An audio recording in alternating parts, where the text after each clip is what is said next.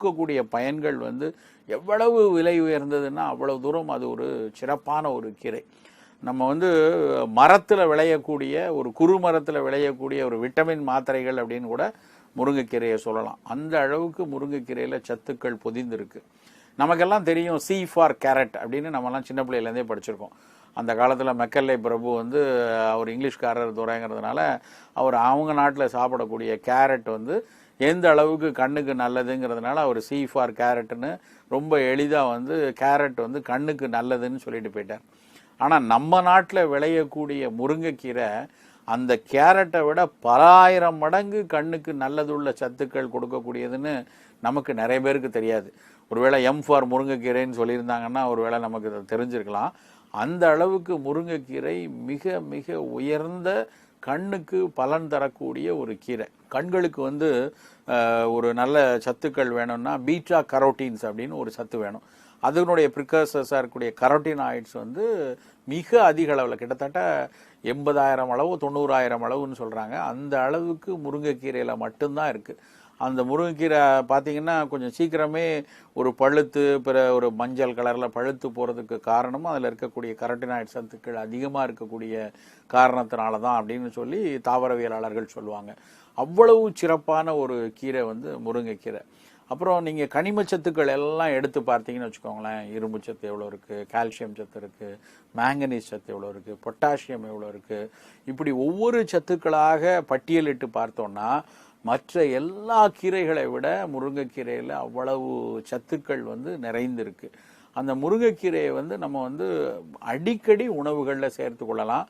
கீரையாக தான் சாப்பிடணும்னு அவசியம் இல்லை. சில பேர்லாம் பார்த்தீங்கன்னா நல்லா கூட்டாஞ்சோறு செய்யும் பொழுது அந்த முருங்கைக்கீரையை போட்டுப்பாங்க, வேறு ஏதாவது கூட்டுக்கறியெல்லாம் செய்யும் பொழுது அந்த முருங்கைக்கீரையை சேர்த்துப்பாங்க. அப்படி கொஞ்சம் கொஞ்சம் அடிக்கடி சேர்க்கப்பட வேண்டிய ஒரு கீரை வந்து முருங்கைக்கீரை.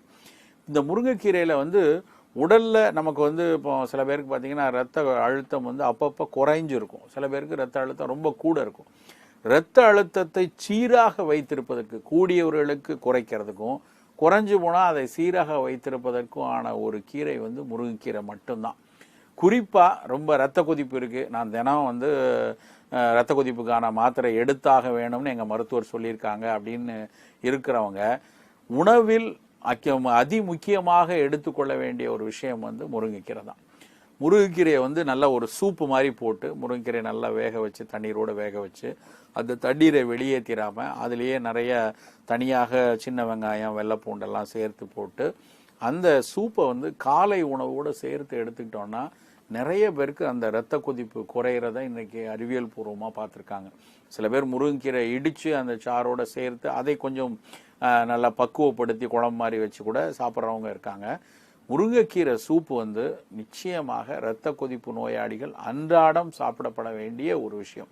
இது வந்து பித்த கிருகிருப்பையும் போக்கும். அந்த இரத்த கொதிப்பு அளவு வந்து கொஞ்சம் ரொம்ப 180 100 இருக்குது, மாத்திரை போட்டால் தான் குறையுதுன்னு இருக்கிறவங்க தொடர்ச்சியாக இதை எடுத்துகிட்டு வர அவர்களுடைய காலை நேரத்தில் இரத்த கொதிப்பு கூடுற தன்மை வந்து குறையிறத வந்து மருத்துவர்கள் இன்றைக்கி அறிந்து சொல்லியிருக்காங்க. அதனால் முருங்கைக்கீரை அவ்வளவு சிறப்பான ஒரு கீரை. எப்போ ஒரு பொருள் வந்து இரத்த கொதிப்பையும் ஓரளவுக்கு கட்டுப்படுத்துதோ அது இதயத்துக்கும் நல்லதாக இருக்கும். இதெல்லாம் தாண்டி சரி, இது இவ்வளோ விஷயங்களை தாண்டி நவீன அறிவியல் உணவு அறிவியல் சொல்லக்கூடிய நார்ச்சத்து மிக அதிகமாக உள்ள கீரைகளில் முருங்கைக்கீரையும் ஒன்று. ஸோ ஒரு நபருக்கு வந்து இன்றைக்கி மிக அதிகமாக இடைக்காலங்கள், அதாவது நடுத்தர வயதை ஒட்டி இருக்கக்கூடிய நபர்கள் எல்லாருக்கும் வந்து ரொம்ப முக்கியமாக சொல்லக்கூடியது வந்து நிறைய நார் எடுங்க, ஃபைபர் எடுங்க. அதுவும் குறிப்பாக பார்த்தீங்கன்னா வெஜிடேரியனாக இருக்காங்க, மரக்கறி மட்டும்தான் சாப்பிட்றாங்க, புலால் உணவு சாப்பிட்றதில்லை அப்படின்னா அவர்களுக்கு இயல்பாகவே அந்த ஃபைபர் சத்து குறைவாக இருக்கும். அந்த ஃபைபர் சத்தை நம்ம வந்து கூடுதலாக கவனம் செலுத்தி எடுக்காமல் போயிட்டோம் அப்படின்னா அதனாலேயே அவருக்கு வந்து மலச்சிக்கல் வரலாம். இரத்தத்தில் இருக்கக்கூடிய கொழுப்பு அளவு, கொலஸ்ட்ரால் அளவு கூடுறதுக்கான வாய்ப்பு இருக்குது.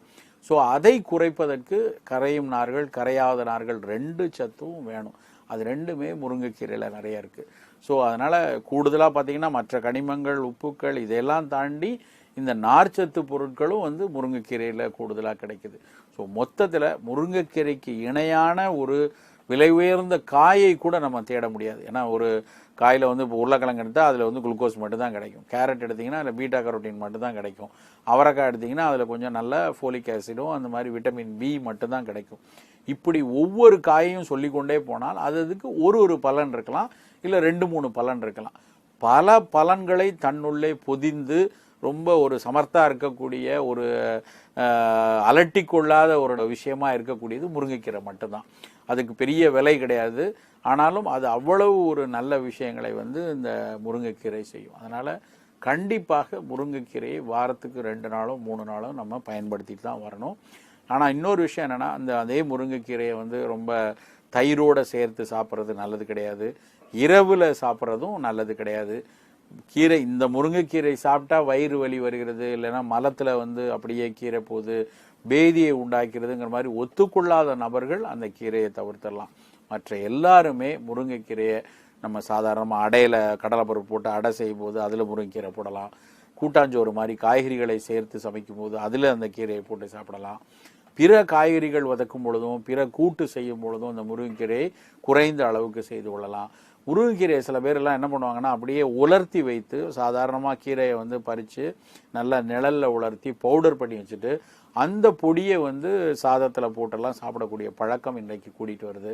அப்படி செய்யலாம். எல்லாத்துக்கும் மேலே ஒரு விஷயம் என்னென்னா, இன்றைக்கு வந்து மிகப்பெரிய அளவில் முருங்கைக்கீரை ஏற்றுமதி ஆகிறது. அதனுடைய விட்டமின்களுக்காக, அதனுடைய உப்பு